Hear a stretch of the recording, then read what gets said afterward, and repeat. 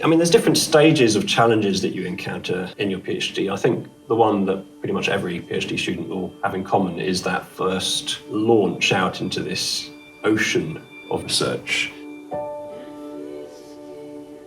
You've got to be self-governing. Nobody's setting you essay questions. Nobody's giving you topics to research. You've got to go out and do that, which is a different sort of pressure that is no less real. When I started the PhD, I perhaps took it too lightly. I thought I can just do it in my spare time, but it wasn't like that. And it became very apparent quite quickly. I had to do something about my time management.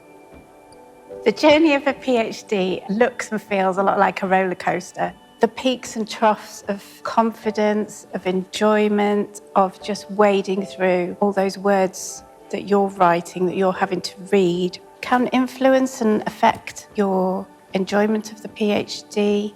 Getting into archives and working with the people in those institutions can be frustrating. Academic challenges are things like just learning how to deal with large amounts of research and writing. They give you a lot of support and a lot of training for doing things like managing your research time and how to write effectively and how to write stylishly. I've done a load of courses, and learning how to write, which wasn't my easiest skill at all, because I think I'm a good researcher, but actually making myself stop and sit down and write has been a real revelation. One of the biggest academic challenges I had for last 2 years is that extracting my thought into presentable method. For my job, I do present certain things, and then I do speak in front of public and all that, but the level required for PhD work is obviously much more in depth. I think it's still very difficult, but I'm getting better at it. Because I'm a mature student, some of the technology, so even like some of the referencing software, I feel like I've got to really learn it. These, really specific ways of referencing were not around when I did my undergrad. So just generally dealing with those kinds of technologies, that's definitely been a challenge that I'm still battling with. One of the things that's been challenging is I didn't do an MA before I did the research one, because I was basically doing my PhD based on some, the field I was already working in. But then in terms of maybe the structure of how academia goes, being a mature student, I'd come out of that a long time ago. So I wasn't so up on that side of things. And I kind of know from the work I've even done before, I'm not great with institutions. So I knew that was going to be a challenge for me, working with an institution. I think it's something that pretty much everyone in the first year of PhD thinks is, how the hell did I get here?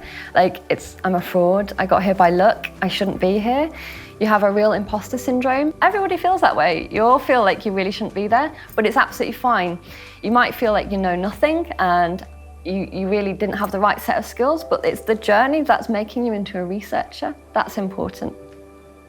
One of the biggest academic challenges for me is the fact that I find reading really hard. I didn't grow up reading or having people around me that read, so having really complex and exciting and sometimes incredibly challenging texts that I want to understand, I absolutely recognise that that's something that I do sometimes struggle with, but I'm getting better at it, and I think that's the case for a lot of people. It's not been easy. It isn't for everyone. I mean, there have been times where I thought, am I doing the right thing? Should I continue with this?